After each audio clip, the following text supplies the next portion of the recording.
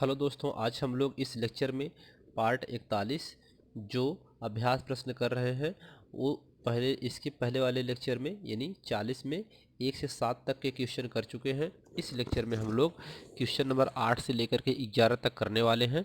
तो इससे पहले क्वेश्चन नंबर 8 देखते हैं। निम्न स्थितियों में प्रयुक्त दर्पण का प्रकार बताइए। यानी पहला है किसी कार का अग्रदीप हेडलाइट, ये प्रकार बताना है सबको। किसी वाहन का पार्श्व या पश्च दृष्टि दर्पण या सौर भट्ठी। तो अपने उत्तर की कारण सहित पुष्टि कीजिए। तो पहले का उत्तर देखते हैं कि कह रहा है किसी कार का अग्रदीप हेडलाइट और दर्पण कौन सा प्रयुक्त होगा। तो अवतल दर्पण हम प्रयुक्त करेंगे इसमें। अब क्यों करेंगे कि किसी कार का अग्रदीप या हेडलाइट में हम लोग अवतल दर्पण का प्रयोग करेंगे, क्योंकि ये प्रकाश का शक्तिशाली किरण पुंज प्रदान करता है। अवतल दर्पण क्या करता है कि प्रकाश की किरणों को यह मुख्य फोकस पर ला करके केंद्रित करता है, तो जिससे किरणें परावर्तित होकर एक समांतर किरण पुंज बनाती हैं। एक समांतर किरण पुंज बनाती हैं तो किरणें जो है कि फोकस से चल करके समांतर हो जाती हैं मुख्य अक्ष के। ठीक है, तो इसलिए हम लोग उसमें अवतल दर्पण का प्रयोग करते हैं उसकी हेडलाइट में। ठीक है,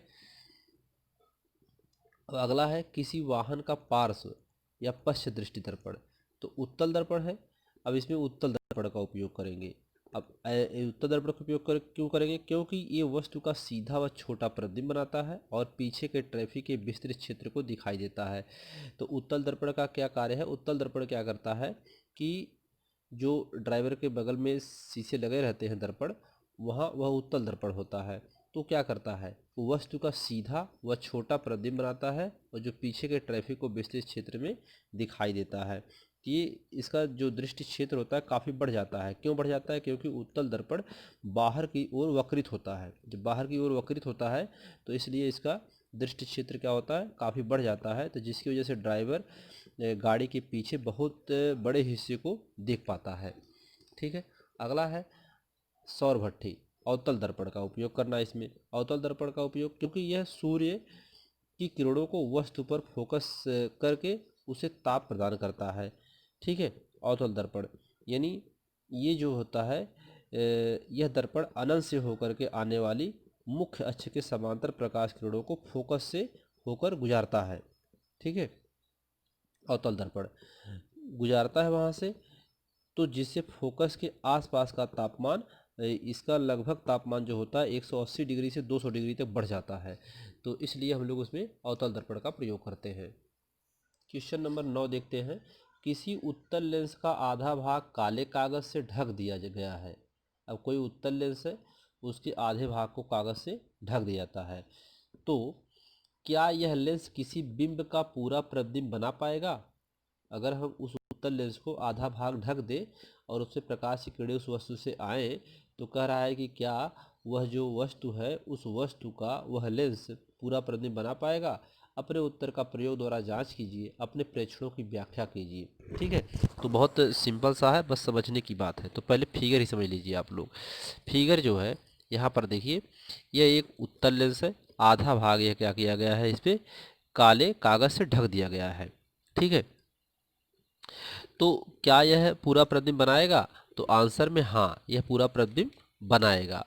अब क्यों बनाएगा, कैसे बनाएगा। उत्तल लेंस आधा भाग काले कागज से ढकने के बावजूद भी वस्तु का पूरा प्रतिबिंब बनाता है। यहाँ पर देखिए आधा भाग हम लोग ढक दिया, वस्तु किरणें आ रही हैं, एक प्रकाशीय केंद्र से चली गई और दूसरी किरण जो है कि मुख्य अक्ष के समांतर आकर के अपवर्तन के पश्चात यहाँ पर मिल रही है। दोनों किरणें जहाँ मिलती है वहाँ पर वस्तु का प्रतिबिंब बन रहा है। अब यहाँ पर क्योंकि प्रकाश की किरणें लेंस के आधा भाग से वस्तु पर से गुजरती हैं और वस्तु का पूरा प्रतिबिंब बनाती हैं, तो देखिए किरणें क्या करती है, लेंस के आधे भाग से ही जाती हैं, नीचे तो नहीं जाती हैं।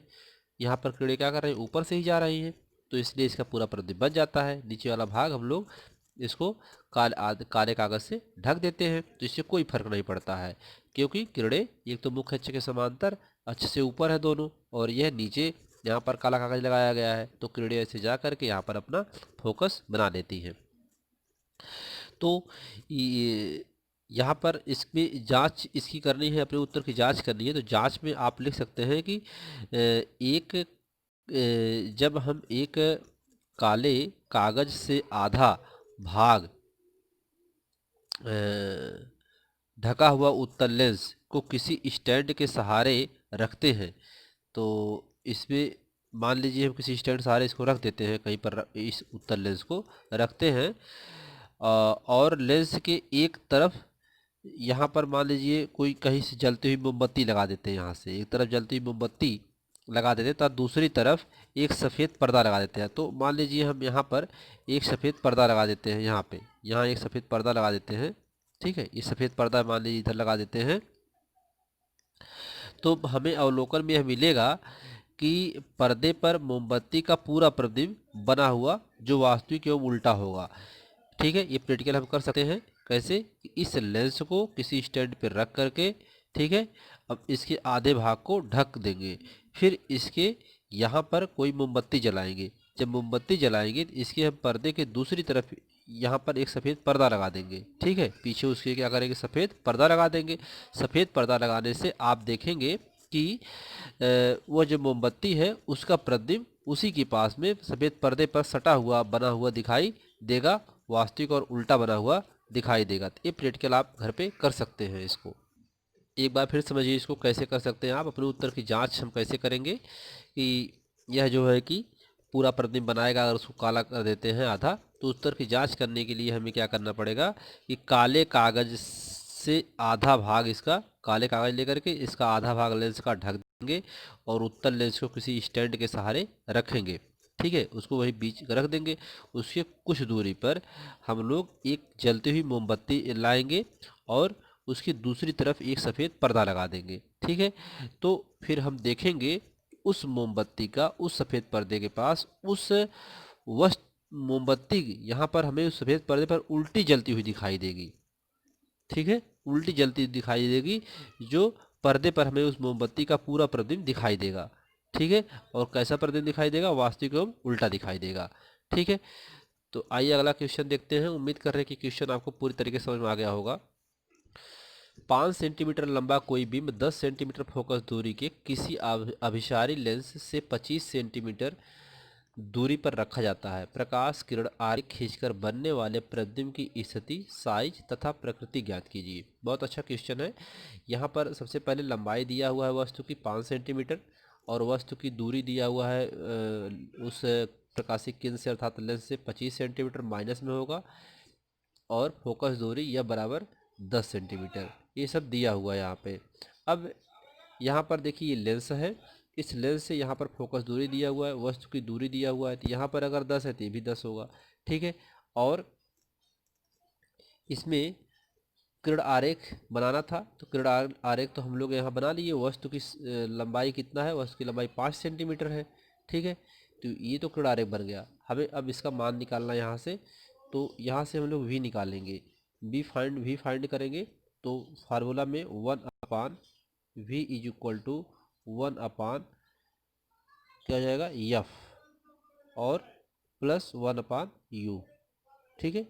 ये वाला इधर चला आएगा तो प्लस में हो जाएगा, ठीक है, एफ की तरफ। इसके बाद यहाँ से 1/v इज इक्वल टू 1/10 अर्थात 1/10, और ये प्लस है, और 1/u का मान माइनस कितना है, 25 है, ये ब्रैकेट में कर लेंगे। फिर प्लस और माइनस क्या हो जाएगा, माइनस हो जाएगा। तो 1/v बराबर 1/10 प्लस प्लस माइनस माइनस हो जाएगा, सॉरी माइनस 1/25 हो जाएगा यहाँ पे। अब इसके बाद इन दोनों का एलसीएम ले लेंगे, तो एलसीएम लेंगे कितना हो जाएगा, 50 एलसीएम हो जाएगा, 10 बचे 50, 5 25 दूना 50, 1/v की वैल्यू आ गई इतना। यहाँ से फिर इसको कैलकुलेट करोगे तो 5 में से 2 जाएगा, कितना जाएगा, 3/50 हो जाएगा। तो यहाँ से हम लोग 1/v में v की वैल्यू निकालेंगे, v बराबर क्या जाएगा, 50/3 हो जाएगा, ठीक है। तो 50/3, तो इसका भाग देंगे तो 3 एक अन्य 3, 2 बचा 20, 3 छक्के 18, 2 बचा 20, 3 छक्के 18, ऐसे 6 6 कटने वाला तो 6 7 कर लेते हैं, ठीक है। सेंटीमीटर आप भाग करके देखेंगे 16.666 करके आएगा, 6 7 कर लेते हैं, ठीक है। तो यहाँ पर हम लोगों ने v की वैल्यू पा गई है कितना, 16 0.67 सेंटीमीटर, ये आ गया v की वैल्यू। अर्थात अब यहाँ पर जो वस्तु की दूरी है, यहाँ से यहाँ तक की दूरी, यह दूरी आ गई कितना, 16.67 सेंटीमीटर। इसके बाद आगे हमें इसमें निकालना है अब प्रतिबिंब की स्थिति पूछा हुआ है, तो प्रतिबिंब की स्थिति आ गई है। ये क्या है, प्रतिबिंब की स्थिति क्या है, प्रतिबिंब लेंस से दूसरी ओर 16.67 सेंटीमीटर की दूरी पर बनेगा। ठीक है, तो यहाँ पर लिख सकते हैं प्रतिबिंब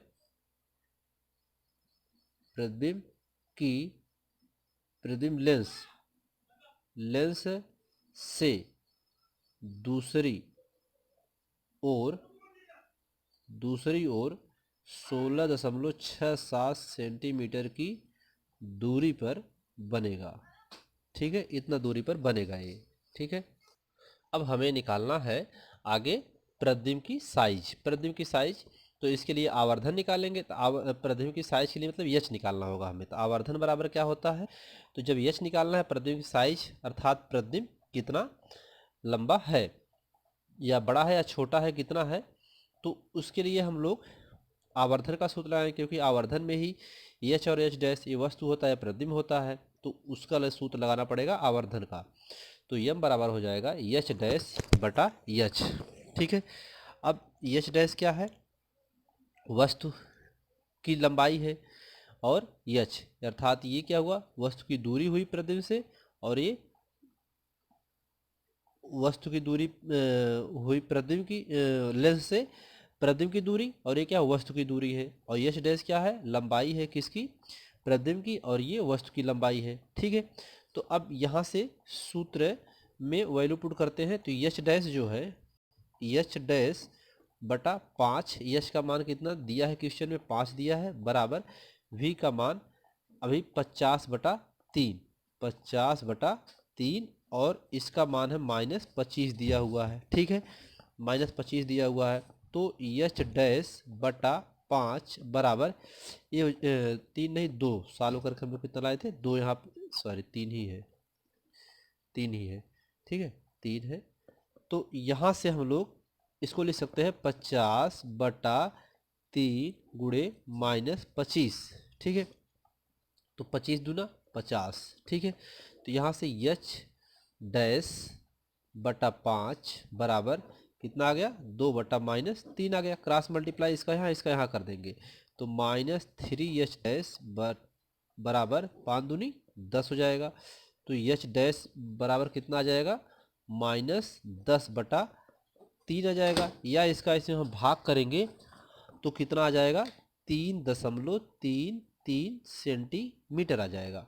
ठीक है, तो ये यहाँ पर वस्तु की लंबाई क्या है, 3.33 सेंटीमीटर है, और प्रतिबिंब की लंबाई और वस्तु की लंबाई 5 सेंटीमीटर दिया है। तो यहाँ पर हम देख सकते हैं कि जो प्रतिबिंब है वह वस्तु से छोटा बन रहा है, क्योंकि इसकी साइज 5 सेंटीमीटर है, इसका आ रहा है 3.33 आ रहा है इसकी लंबाई, और इसकी लंबाई 5 सेंटीमीटर दिया हुआ है, तो इसकी अपेक्षा ये छोटा है, वास्तविक और उल्टा बन रहा है। ठीक है, ये इसके ऊपर बन रहा है, मुख्य अक्ष के नीचे बन रहा है। ठीक, अब यहाँ पर प्रतिबिंब का साइज क्या हुआ, तो हम लिख सकते हैं प्रतिबिंब का साइज, आप लिख सकते हैं प्रतिबिंब का साइज हेडिंग डाल करके, प्रतिबिंब का साइज प्रतिबिंब बिंब से छोटा तथा ऋणात्मक चिन्ह बनाता है। ये ऋण चिन्ह आएगा, यहाँ पे ऋणात्मक चिन्ह बना रहा है तो उल्टा हो जाएगा ना, चिन्ह बनाता है तो प्रतिबिंब वास्तविक और उल्टा बन जाएगा। ठीक, और प्रतिबिंब की प्रकृति क्या है, वास्तविक और उल्टा। तो ठीक है, तो उम्मीद कर रहे हैं क्वेश्चन आपको समझ में आ गया होगा। क्वेश्चन नंबर 11 देखते हैं, 11वां। 15 सेंटीमीटर फोकस दूरी का कोई अवतल लेंस किसी बिंब का प्रतिबिंब लेंस से 10 सेंटीमीटर दूरी पर बनाता है, बिंब लेंस से कितनी दूरी पर स्थित है, किरण आरेख खींचिए। तो पहले देखिए यह कितना है, 15 सेंटीमीटर दूरी पर फोकस है, तो यहाँ से यहाँ तक की जो दूरी हो 15 सेंटीमीटर हो गई। ठीक है, अवतल लेंस है। अब 15 सेंटीमीटर के बाद यह जो है वस्तु की दूरी कितना है, 10 सेंटीमीटर दिया हुआ है, अर्थात यहाँ से यहाँ तक वस्तु की दूरी 10 सेंटीमीटर और फोकस की दूरी कितना 15 सेंटीमीटर है। अब इसमें कह रहा है कि बिंब लेंस से कितनी दूरी पर स्थित है, बिंब जो है वह लेंस से कितनी दूरी पर है। और ये नहीं इसकी दूरी पूछ रहा है, वस्तु की दूरी यू पूछ रहा है और किरण आरेख खींचना है हमें। ठीक है, तो किरण आरेख खींचना है। देखिए फोकस दूरी -15 सेंटीमीटर, इधर है तो -15 हो जाएगा, वी इधर है तो माइनस हो जाएगा, और ये यू क्या है प्लस में, यू हमें निकालना है। तो सूत्र होता है लेंस का 1/v माइनस 1/u बराबर 1/f। इसी में हमें यू निकालना है, तो इस सूत्र को हम लिख सकते हैं क्या कि 1/u बराबर 1/v माइनस 1/f। देखिए इसको हम बराबर इधर लाएंगे प्लस में कर लेंगे, इसको इधर ले जाएंगे माइनस में कर देंगे, और ये वाला यही रह जाएगा। ठीक है, तो जिसकी वैल्यू निकालनी होती है उसको हम पहले लिखते हैं बाएं साइड में बराबर के, और उसको प्लस में बनाने की कोशिश करते हैं पहले। ठीक है, तो 1/u बराबर इसका मान v का मान दिया है -10 और प्लस f का मान है 1/-15। ठीक, यहाँ से अब इसको हम करेंगे तो 1/u इज इक्वल टू कितना हो जाएगा, 1/u is equal to 1/-10 minus plus minus हो जाएगा 1/15। ठीक है, अब इन दोनों का एलसीएम ले लेंगे, तो एलसीएम लेंगे कितना हो जाएगा 30, इसका एलसीएम हो जाएगा। तो 10 दिया 30 -3 और यहाँ पर प्लस और माइनस, इस सूत्र में यहाँ पर माइनस है तो यहाँ माइनस है, तो माइनस माइनस यहाँ क्या हो जाएगा प्लस हो जाएगा। सॉरी, यहाँ पर माइनस है तो माइनस, और ये माइनस मान है इसका, तो माइनस माइनस प्लस हो जाएगा, तो यहाँ पर प्लस आएगा, 15 दूनी 30 2 आ जाएगा, तो 1/u इज इक्वल टू इतना आ गया। अब 1/u इज इक्वल टू -3 से 2 जाएगा तो -1/30 हो जाएगा। ठीक है, अब u बराबर यहाँ पर लिख सकते हैं -30 लिख सकते हैं, उल्टा कर देंगे इसको, तो यहाँ पर u बराबर कितना आएगा -30 सेंटीमीटर आ गया। अब जो वस्तु है ना वह लेंस से 30 सेंटीमीटर की दूरी पर बनेगा, बिंब लेंस से कितना दूर बनेगा 30 सेंटीमीटर की दूरी पर बनेगा। यहाँ से यहाँ तक इसकी दूरी कितना होगी 30 सेंटीमीटर की दूरी होगी। ठीक है, तो इस क्वेश्चन में यही हमें निकालना था यू, और किरण आरेख बनाना था, जो किरण आरेख बना दिया गया। तो उम्मीद करते हैं कि आपको ये क्वेश्चन समझ में आया होगा, और ये लेक्चर आपको अगर अच्छा लगा हो तो प्लीज़ वीडियो को लाइक करें, सब्सक्राइब करें और शेयर भी करें। और अगले लेक्चर में अब हम आपको इसके आगे के जो क्वेश्चन है 12वां क्वेश्चन से लेकर के इस एक्सरसाइज के जितने क्वेश्चन हैं उसमें हम पूरा करेंगे। तब तक के लिए धन्यवाद।